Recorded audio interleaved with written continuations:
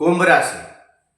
कुंभ राशि के जो विद्यार्थी जातक है, इसके लिए इस वक्त आप जो परीक्षा की तैयारी कर रहे हैं, इसके अंदर आपको अच्छी तरह से मार्क मिलने की या अपना रैंकिंग में बढ़ोतरी करने का काफी चांस रहा है।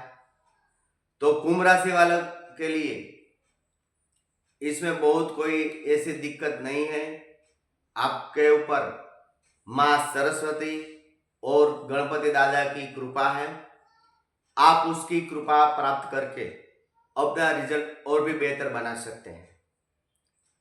जो लो के छात्र है या पीएचडी के छात्र है, उसको अपने वाइवा के अंदर या जहां आप मौखिक परीक्षा देंगे, एग्जाम देंगे, इसके अंदर आपको सोच समझकर कोई डबल मीनिंग वाली बात न हो जाए, उसका आपको ख्याल करना है।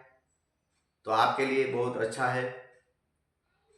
तो यह था कुंभ राशि वाले जातक यानी कि विद्यार्थियों के लिए का राशिफल।